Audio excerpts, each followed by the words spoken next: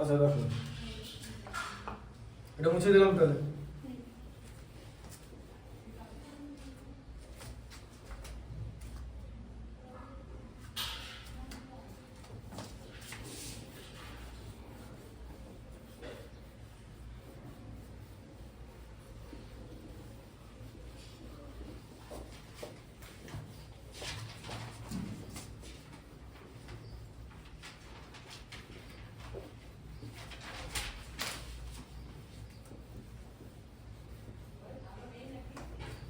আচ্ছা বলো, তারপরে কত নম্বরের অঙ্ক বলো? তাহলে 5-এর 1। 5-এর 1। আচ্ছা নীল কালি দেখতে পাচ্ছ তো? আচ্ছা বলো 5-এর 1 কি আছে বলো? 42কে এমন দুটি অংশে বিভক্ত করি যাতে একটি অংশ অপর অংশের বর্গের সমান হয়। আচ্ছা তাহলে টোটাল আছে 42 তো দেখো, তাই তো? তাহলে প্রথম অংশ, তাহলে প্রথম অংশ কত ধরবে বলো? কিছুটা ধরো, বলো এ ধরো, তাই তো? তাহলে প্রথম অংশ যদি এ হয় তাহলে দ্বিতীয় অংশ কত হবে? হ্যাঁ 42 42 মাইনাস এ হয়ে যাবে তো। কেন হলো? কারণ দুটো যোগ করো। দেখো এবার যদি তুমি এ প্লাস 42 মাইনাস এ করো, তোমার উত্তর আসবে 42ই আসবে, কারণ প্লাস এ মাইনাস এ কেটে যাবে, তাই তো? বুঝতে পারছো তো? দেখো শোনো, বুঝতে না পারলে কিন্তু বলবে, এটা কোনো অসুবিধা না যে একটা স্টুডেন্ট বললো না যে আমি জায়গাটা বুঝলাম না, এটা কোনো ইয়ে না যে তুমি বললে বোধহয় তোমার অসুবিধা হবে। বললেই সমস্যাটা মিটবে, জিনিসটা বলতে হবে, বুঝলে ব্যাপারটা? না বললে তোমার বেসটা খারাপ হয়ে যাবে কোনো জায়গায়, তখন কিন্তু কোনো একটা ডিফিকাল্ট ম্যাথস কিন্তু করতে পারবে না। তাহলে একটা অংশ এ হলে দ্বিতীয় অংশ 42 মাইনাস এ হবে। আচ্ছা এবার বলছে একটা অংশ আরেকটা অংশের বর্গের সমান হয়, তাই তো? বর্গের সমান হয় বলেছে, এটা মুখোমুখি করে দেওয়া যাবে। উত্তর হবে হচ্ছে 6 আর 36। দেখো একটা 6 একটা 36, এই যে 6 এর বর্গ 36, 6 আর 36 যদি যোগ করি তাহলে আমি কত পাবো? 6 প্লাস 36 42ই পাবো, তাই তো? হ্যাঁ না না? একটা কিন্তু এটা তোমাকে তো করে দেখাতে হবে যে একটা অংশ আরেকটা অংশের বর্গের সমান হয়, ঠিক আছে?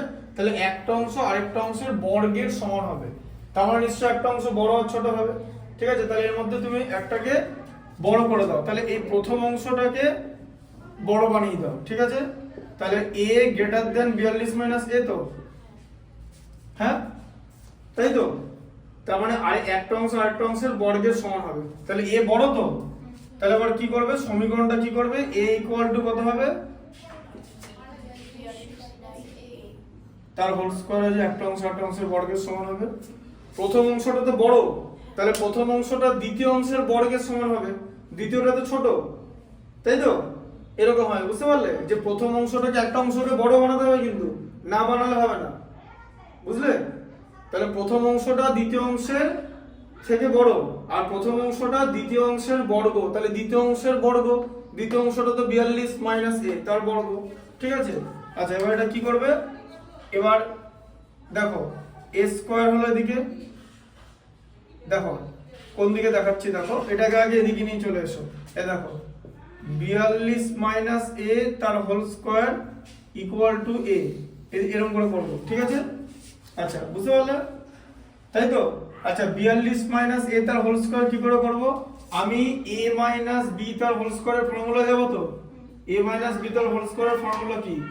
a square minus 2ab plus b square, ঠিক আছে? a square minus 2ab plus b square, তাই তো? আচ্ছা তাহলে a মানে তো এখানে 42, তাহলে 42 এর square minus 2 into 42 2 into a into b, into b না, এটাকে a করতে হবে কারণ এখানে b টাই তো a, এই যে a, এটা তো পেছনে আছে, তাই তো? 42 এর square minus 2 into 42 into a plus a square, যেরকম b স্কয়ার হলো প্লাস b স্কয়ার, তাই তো? ইকুয়াল টু a, তাই হচ্ছে তো? বুঝতে পারলে? ওটা a ছিল। আচ্ছা এবার হলো 42 এর স্কয়ার কত, মানে বর্গ, 42 এর বর্গ কত? 42 এর বর্গ মানে 42 কে তুমি যদি 42 দিয়ে গুণ করো, 42 এর বর্গ মুখস্থ রাখতে হবে, 1764 বর্গ মুখস্থ রাখতে হবে। পরের দিন আমি বর্গটা করিয়ে দেবো, ঠিক আছে? বুঝতে পারলে? বর্গটা করিয়ে দেবো, বর্গ ঘন এগুলো মনে রাখতে হবে। হ্যাঁ, 42 42 1764 হয়, ঠিক আছে। 1764 মাইনাস 42 কে 2 দিয়ে গুণ করলে কত হয় 84, তাকে a দিয়ে গুণ করলে 84a, ঠিক আছে, প্লাস a স্কয়ার, ঠিক আছে, ইকুয়াল টু a। বুঝতে পারলে? আচ্ছা,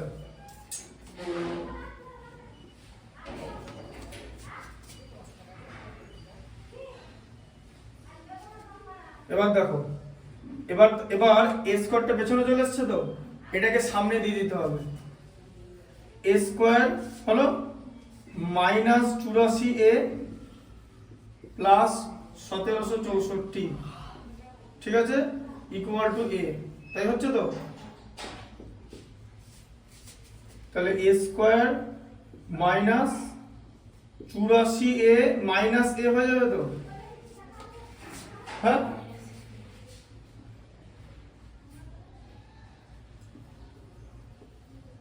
প্লাস 1764 ইকুয়াল টু 0 হলো তো, কিছু থাকলো না ডান দিকে, প্লাস এটা মাইনাসে হয়ে গেল, ডান দিক থেকে বাঁ দিকে গেল। আচ্ছা, তাহলে এবার কি হচ্ছে a স্কয়ার মাইনাস 85a, তো মাইনাস 85 হবে তো, এ দেখো মাইনাস 84 মাইনাস a, তাই তো, মানে মাইনাস 84a মাইনাস a, তুমি যদি মাইনাসটা কমন নাও কি হবে 84a প্লাস a, মানে কত হলো মাইনাস 85a, তাই হলো তো, minus 85a plus 1764 equal to 0 তো। হ্যাঁ, কি হবে, এটাকে উৎপাদকে বিশ্লেষণ করতে হবে তো, উৎপাদক তো, এবার উৎপাদকটা কিরকম করে করব।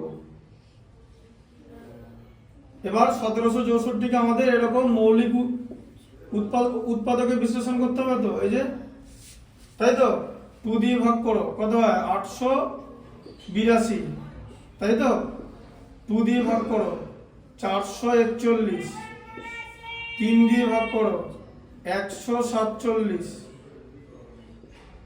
147, 3 দিয়ে ভাগ করো 49, ঠিক আছে।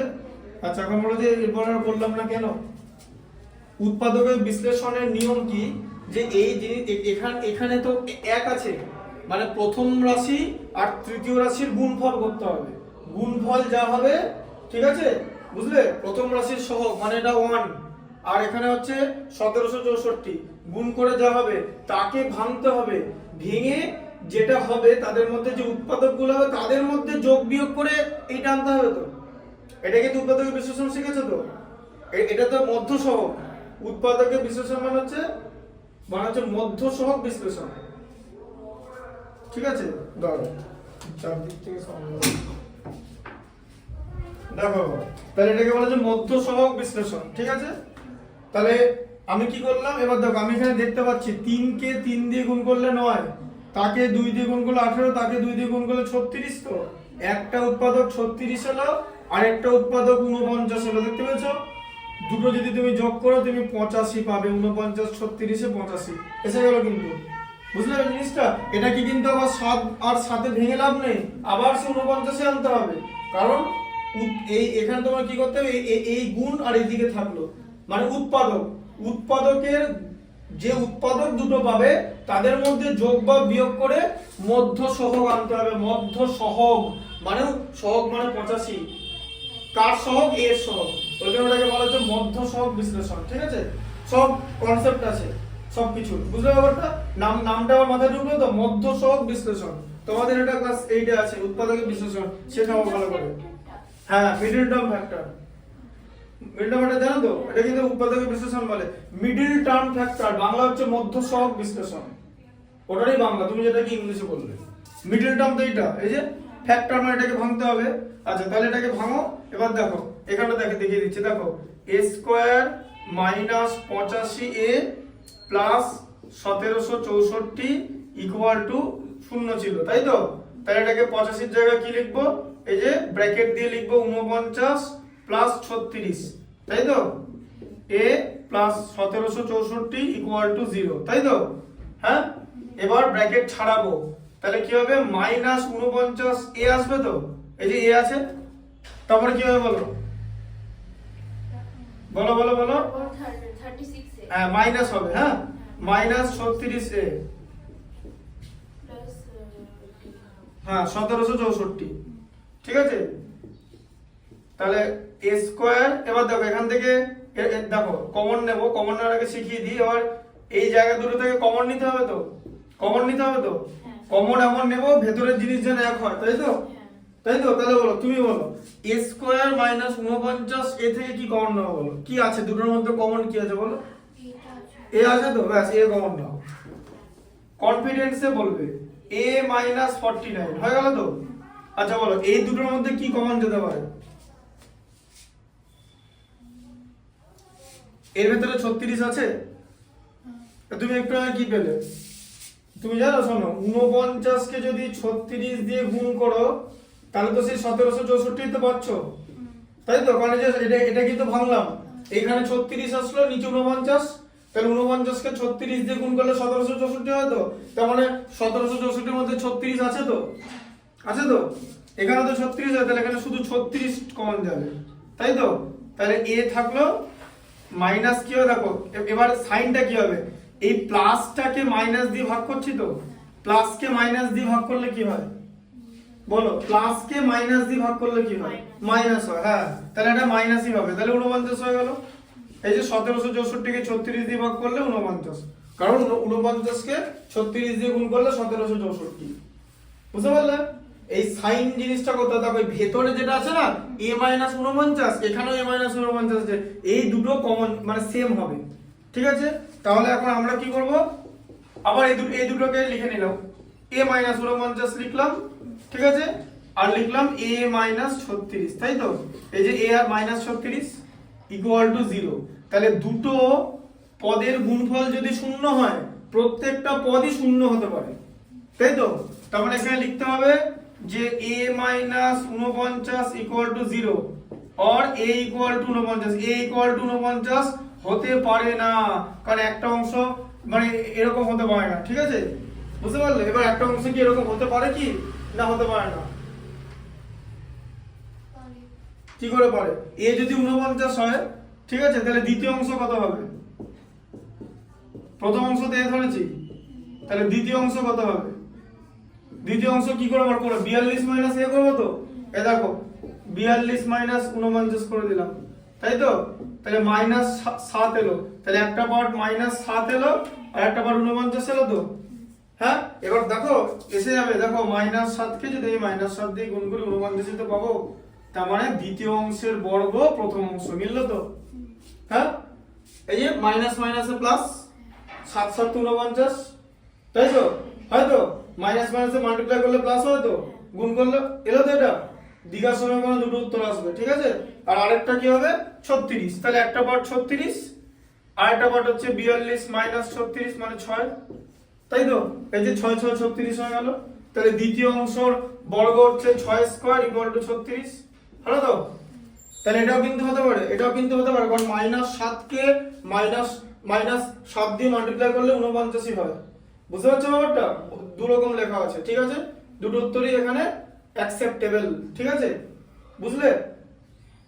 দেখে না ভালো করে, কোনো কনফিউশন থাকলে কিন্তু বলবে, এগুলো কিন্তু নিজেদের করতে হবে, হোমওয়ার্ক থাকবে কিন্তু, ঠিক আছে, পরের দিন হোমওয়ার্ক চেক করব। খাতায় শুধু তো মিডল ফ্যাক্টরের মতো করে করা আছে, খাতা কিরকম করে করা আছে,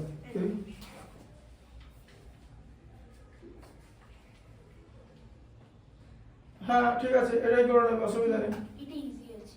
হ্যাঁ 6 36 দুটোই উত্তর হবে এখানে, ঠিক আছে। ওখানে যে কোনো একটা উত্তর নিচে, এখানে দুটো উত্তরই হবে, অসুবিধা নেই, বুঝলে ব্যাপারটা। কারণ তোমার মাইনাস 7 এর সঙ্গে 49 যোগ করলে সে 42ই হয়, কিন্তু এই যে 49 মাইনাস 7 42ই হয়, ঠিক আছে, এটাও হবে, বুঝলে, অসুবিধা নেই। আচ্ছা পরেরটা বলো, এটা বুঝিয়ে দিচ্ছি কিন্তু, হ্যাঁ এগুলো সব রেকর্ড হচ্ছে, অসুবিধা নেই, তুমি বাড়িতে তোমরা ভালো করে দেখে নিতে পারবে, ঠিক আছে। হুম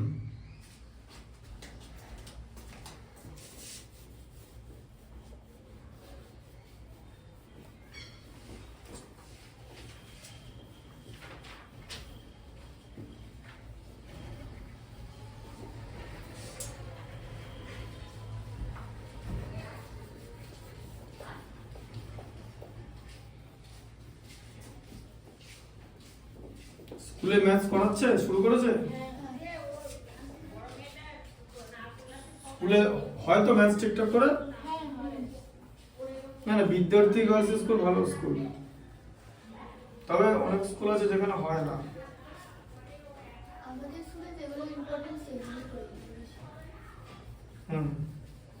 স্কুলে যদি কোনো এক্সট্রা অঙ্ক করা তাহলে বলবে, ঠিক আছে, যে এটা এক্সট্রা করালো, এখানে একবার ভালো করে দেখিয়ে দেবো, ঠিক আছে। দুটি ক্রমিক আচ্ছা 5-এর 2 নাকি না 6? 5-এর 2 5-এর 2 কি আছে বলো? দুটি ক্রমিক ধনাত্মক অযুগ্ম সংখ্যার গুণফল 143।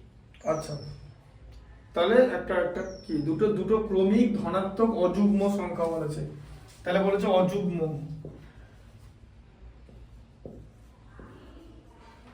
অযুগ্ম মানে জানো অড নাম্বার। অড আর ইভেন হয়, আর যুগ্ম জোড় সংখ্যা আর বিজোড় সংখ্যা। অযুগ্ম মানে হচ্ছে বিজোড়, ঠিক আছে। আচ্ছা এবার ক্রমিক বলেছে তো। আচ্ছা এবার তুমি বলো, যদি আমি একটা নাম্বার ধরো 1 ধরলাম, আচ্ছা 1-এর পরের অড নাম্বার কি, মানে 1-এর পরের অযুগ্ম সংখ্যা কি হবে? 2 অযুগ্ম? না সরি 4 4 অযুগ্ম? ও না 3 3, 1-এর পর 3 হবে তো, তারপর 3-এর পর কি হবে? এরপর 5 5-এর পর কি হবে? 7। আচ্ছা ঠিক আছে, তারপর যেরকম হবে মিল কি আছে, 2 যোগ করে করে আসে তো, হ্যাঁ তাই তো। তাহলে একটা নাম্বার যদি আমি a ধরি, পরের ধনাত্মক বলেছে মানে a গ্রেটার দ্যান 0, তাই তো, হ্যাঁ, যেরকম এখানে 1 গ্রেটার দ্যান 0 হলো। তাহলে একটা নাম্বার যদি a হয়, পরের নাম্বারটা কি হয় বলো? পরের অযুগ্মটা কি হবে? পরেরটা 3 হবে। হ্যাঁ বলো। 3 না a + 2 হবে। এই যে বললাম 2 যোগ করে করে আসছে, এই যে একটা যদি 1 হয়, পরেরটা তো 3 হবে। 3 কি করে আসে? 1 + 2 করে, 1 + 2 3, তাই তো, তাই তো। গুণফল বলেছে তো না, কি বলেছে? বর্গের সব কি বলেছে, কি বলেছে? দেখে নাও দেখে নাও। হ্যাঁ গুণফলই হবে, দেখবে দেখো 143 বলেছে তো। এই দেখো 13 11 143, এই দেখো দেখতে পেলে 11 আর 13 হয় অ্যানসার, ঠিক আছে। এটা করে, এগুলো মুখে মুখে হয়, এগুলো করা যায় মুখে মুখে, এগুলো এমন কোনো মানে not a difficult task to do. এই দেখো এরকম হলো তো, হ্যাঁ, a * a + 2 হলো তো। 2 এর কনসেপ্টটা বুঝতে পারলে? 2 যোগ কেন করলাম?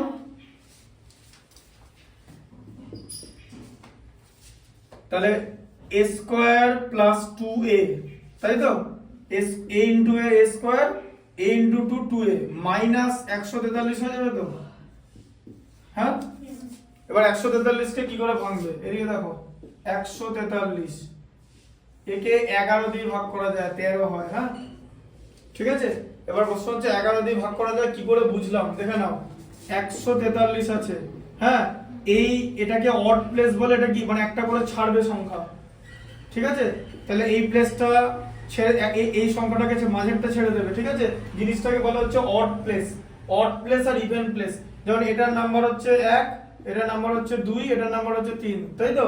এর মধ্যে অড নাম্বার 1 আর 3 তো, অড নাম্বার মানে বিজোড়, অড প্লেসের নাম্বারগুলোকে যোগ করতে হবে। 1 আর 3 এ যোগ করে 4 পেলাম তো, তাই তো। আর 2 নম্বর মানে ইভেন প্লেস আছে, ইভেন প্লেসে কি আছে? 4 আছে তো, 4 আছে। অড প্লেস থেকে ইভেন প্লেস মাইনাস হয়, যদি 0 হয় তাহলে 11 দিয়ে ভাগ করা যায়। আর যদি 11 এর কোনো গুণিতক হয় তাহলে 11 দিয়ে ভাগ করা যায়। এগুলো কিন্তু ছোট ক্লাসে শেখানো হয়, হ্যাঁ। এটাকে বলা হচ্ছে বিভাজ্যতার নিয়ম, মানে 11 দ্বারা বিভাজ্যতার নিয়ম, বুঝলে? 11 দ্বারা বিভাজ্যতার নিয়ম, ঠিক আছে। তাহলে এটাকে 11 দিয়ে ভাগ করা যায়। 11 দিয়ে ভাগ করলে কত হবে? 13, ঠিক আছে। তাহলে একটা বড় নাম্বার যদি এরকম বলে যে এটা একটা ধরো 8 ডিজিট নাম্বার আছে, তাকে 11 দিয়ে যে ভাগ করা যায়, তখন তো সেটা ওভাবে করে যেতে হবে, দেখতে হবে যে অড প্লেস আর ইভেন প্লেস কত আছে, বুঝলে ব্যাপারটা? দেখো আবার, তাহলে 2 কে আমরা কি লিখবো? এবার দেখো একটা 13 একটা 11 বের হলো, তাহলে 13 - 11 তো 2 হলো। এই যে দুটো উৎপাদক পেয়ে গেলাম তো, দুটো উৎপাদকের বিয়োগফল তো 2, তাই হচ্ছে তো। আচ্ছা তাহলে 2 এর জায়গায় কি লিখবো? a² প্লাস, এ দেখো 13 - 11 a -143 = 0, তাই তো, বুঝতে পারছো? তাহলে কত হয়ে গেল? a² প্লাস কত হবে? 13a হলো তো, এরপরে কি হবে -11 হলো, কারণ প্লাস আর মাইনাসে মাল্টিপ্লাই করলে -11a -143 ইকুয়াল টু 0। ঠিক আছে, আচ্ছা তাহলে a কমন যাবে তো এখান থেকে, তুমি বলো এখানে a আছে তো, তাহলে কমন গেলে কত হবে, a + 13 হবে তো। আচ্ছা তুমি বলো এই দুটোর মধ্যে কি কমন, এই দুটোর মধ্যে 11, তাহলে 11 কমন গেলাম, a প্লাস কত হবে 13, কারণ ভেতরটা একই আছে। এ দেখো মাইনাস কে মাইনাস দিয়ে ডিভাইড করলে প্লাস, মাইনাস কে মাইনাস দিয়ে ডিভাইড করলে প্লাস, তো গুণ করলেও প্লাস হয়। ঠিক আছে, ইকুয়াল টু 0, তাই তো। তাহলে এটা কত হলো, a - 11 একটা পেলাম, এই যে a - 11 আর পেলাম হচ্ছে a + 13 ইকুয়াল টু এটা। এবার দেখো, এবার যদি দুটো পদের গুণফল শূন্য হয় তাহলে যে কোনো এক একটা পদ শূন্য হতে পারে, তাই তো। তাহলে a - 11 হচ্ছে শূন্য, a ইকুয়াল টু কত হবে, 11 হয়ে গেল তো, এটা হতে পারে তো। a যদি 11 হয় তাহলে আরেকটা নাম্বার তো 13 হবে, তাই তো। এই যে অযুগ্ম, কারণ a + 2 ধরেছে তো আরেকটা, তাই তো। আরেকটা তো তোমার a + 2, তাহলে a + 2 13 হবে, তাই তো।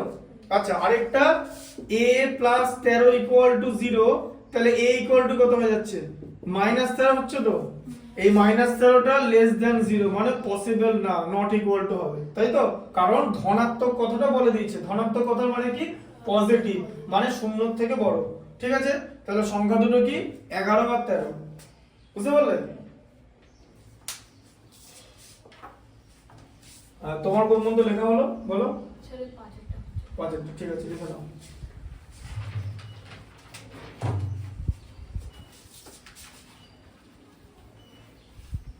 পরের দিন 7:30 চলে আসবে, হ্যাঁ সবাইকে বললাম, ঠিক আছে।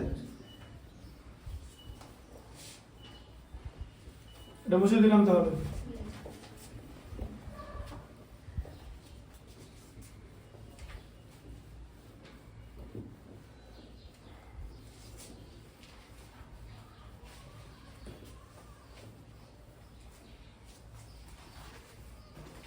পরেরটা বলো, 5-এরটা না 6-এরটা, 5-এর 3-এরটা বলো। দুটি ক্রমিক সংখ্যার বর্গের সমষ্টি 313। 313, দুটো ক্রমিক সংখ্যা, আবার বলেছে দুটো ক্রমিক সংখ্যার বর্গের সমষ্টি। তাহলে ক্রমিক সংখ্যা মানে পরপর, বলো 1 2 3 4 এরকম করে দিয়ে এটাকে বলা হচ্ছে ক্রমিক সংখ্যা। ক্রমিকের ইংলিশ কি জানো, এগুলো মনে রাখবে, এগুলো কিন্তু ওই জন্য বলছি ভিডিও সব তো খাতায় লেখা সম্ভব না, তো এখানে দেখিয়ে দিচ্ছি, ঠিক আছে। কনজিকিউটিভ, ক্রমিক মানে কনজিকিউটিভ, ঠিক আছে। কনজিকিউটিভ মানে হচ্ছে ক্রমিক সংখ্যা, ওটা এই যে ওই ভিডিওতে দেখে নেবে, তাহলে বারবার এই যে আমি যখন বলছি ক্রমিক কনজিকিউটিভ তুমি এটা শুনতে পারবে, ঠিক আছে। আচ্ছা তাহলে ক্রমিক হচ্ছে কনজিকিউটিভ, 1 মিনিট দাও।